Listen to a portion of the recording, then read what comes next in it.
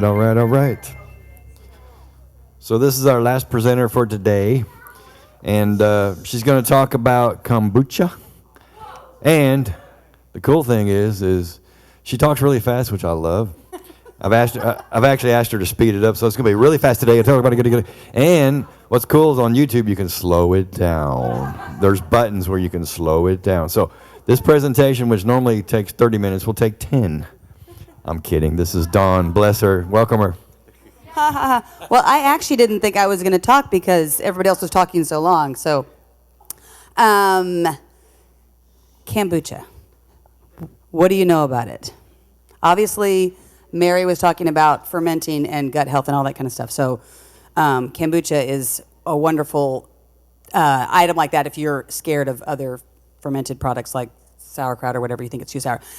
I have been told by people that they think that it tastes like vinegar. I don't know why that is, because it always tastes yummy to me. I think it's how long you ferment it. So I'm just going to give you a visual demonstration, and that because we only have a few minutes, and you can ask more questions later if you want to. So this is what's called a SCOBY. It stands for self-contained, symbiotic, contained, occurring bacteria and yeast. Sorry. Obviously, it's alive. It's like a sourdough culture or whatever. Obviously, it grows. So the more you make kombucha, like this is actually very small. If you make some, then there'll be like a little baby that kind of grows on the top of it. And I've had a jar before that the jar was half full of SCOBY because it grows that much over time.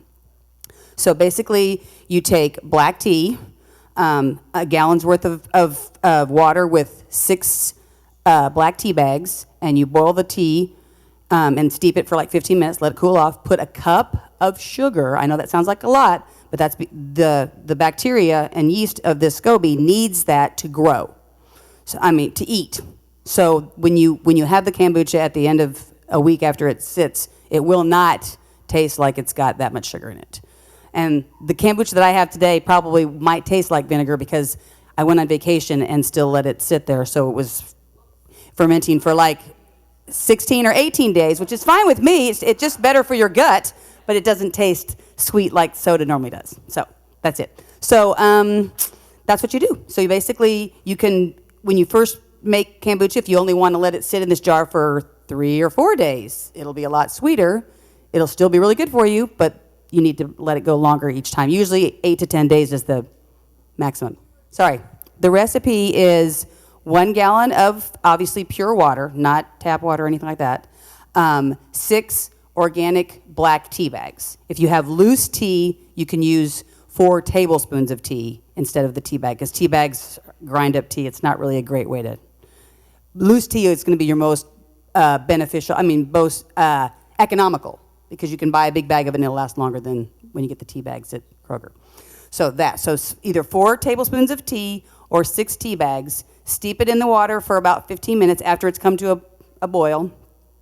Let it cool down, because you don't want to ever pour hot water on a SCOBY because it'll kill it, because it's alive. Remember, it's alive. So as it cools down, then you add the cup of sugar, and you can use organic sugar, you can use sucanat, or you can use coconut sugar. Any of those sugars are fine. Then obviously you stir it around to make sure that the sugar is dissolved in it, and then it's cooled off, and then you pour it on here, and the best time is 6 to 10 days. But like I said, I've had friends that do it for 3 or 4 because they're wimps and they think it doesn't taste very good. Well, it's going to get sour. It's a taste. Has anybody ever bought kombucha from the store? Okay, well, they still make it and let it ferment that way, but they tend to add more. If you look at the back, it'll say kiwi juice or whatever it is. So they're adding all those other juices. So you can play with it. Once you start making it, what happens is after you make it, and it's ready after those 7 to 10 days, then you put it in a flip-top bottle, and then you can pour kiwi juice, pineapple juice. Raspberries is the bomb. I don't know what raspberries do, but they are something about raspberries ferment well. You put them in here, and after a day or two, you let this sit on the counter, and you can see it like fizzing and bubbling and whatever. I don't know what kombucha loves about raspberries, but they love them. Yes. Right, before you put it, that's what makes the tea, but then when you put it in this bottle, like this one, all I did was put cinnamon sticks, cloves, and a little bit of freshly juiced apple juice. You get one from a friend. It obviously was one of those things, like the first person that did sourdough bread and had sourdough starter or yogurt starter, obviously. I mean, there are people. This SCOBY right here, I got from my friend 10 years ago. Wow. Obviously, it's grown hundreds of SCOBYs that I've given away to friends and people. So you can give them to your chickens, apparently, too. They love them because chickens can't taste anything anyway. Yeah, you can look at recipes. They have recipes for, like, SCOBY candy. I haven't tried that yet, but if you get really bored because you have a whole bunch of them or whatever. So basically this is this is when you can flavor it. So you can flavor it with whatever your favorite fruit. I've actually put raisins in it before, and raisins, they say it makes it taste like Dr. Pepper. I haven't drank Dr. Pepper in so long I don't remember what it tastes like, but it makes it taste pretty good. So, but yeah, the sky's the limit. I've tried whatever I happen to. My friend has used like organic strawberry jam because that's all she had in her house one day, and it worked. Yes, depending on the temperature of your kitchen, you usually can, if it's July, I leave it on the counter for maybe 24 hours. And you want to put it in the fridge first. You don't want to check on it because, they say that you can burp it sometimes, but that scares me sometimes because I've done it before and it's shot up to the ceiling. So depending on how warm your kitchen is, you might just want to put it in the fridge and then check it later and go, yes.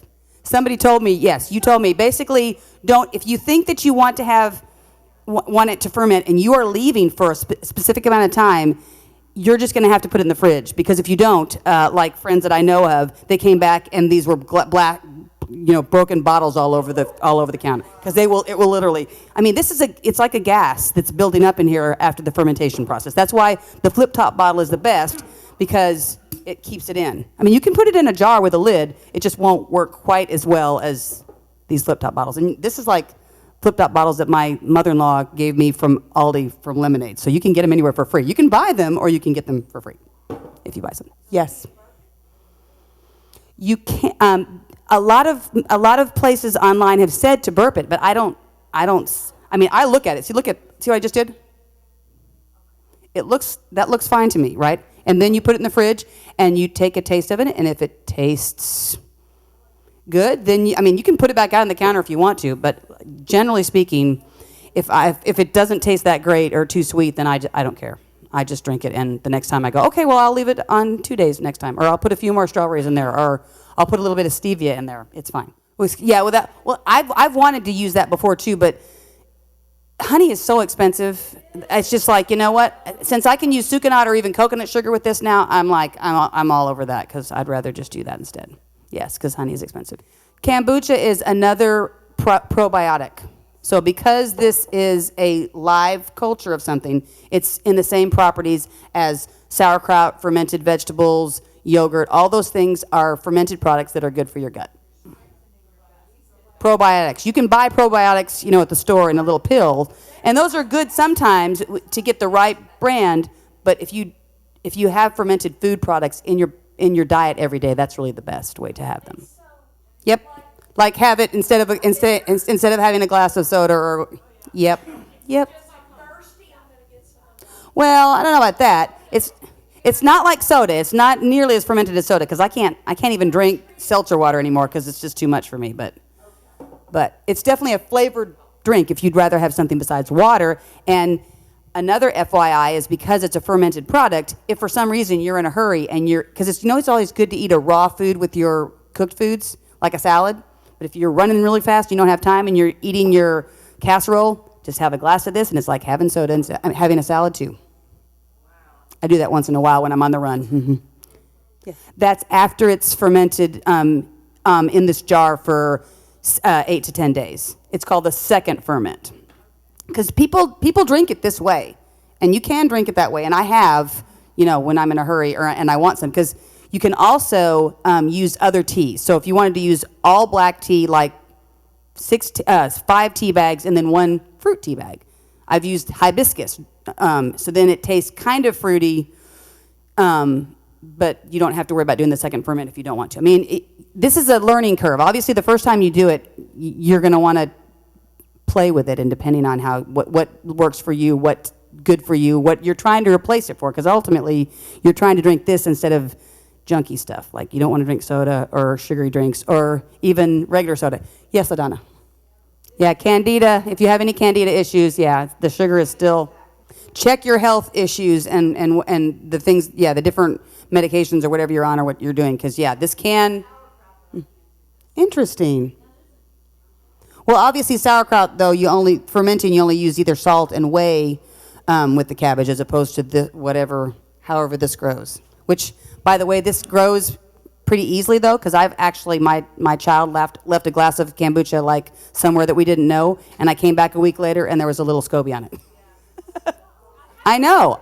They grow. Yes, I have friends of mine that instead of using a SCOBY, they'll just grow. That's how they grow their own. So I guess you could try to do that if you wanted to buy some kombucha and put it in a big jar and see if one would grow. No. You're boiling the tea in like a pot, and then when you add the sugar and let it cool down, then you pour the tea over the jar with the SCOBY in it. Like right now, this is just empty. Because I haven't made any new tea yet. But what I will do when I go home is I pour the tea over this. That's why you have to make sure that it's cool to room temperature, because you don't want to kill the living organism. Right. That's why you put so much sugar in it, because this is actually eating the sugar, and when it eats the sugar, that's how it makes another layer of one, and it continues to grow. Yes. Actually, since there's only 3 people in my family anymore, I have this jar and another jar. So if anybody wants to have one of these, they can have one. Okay.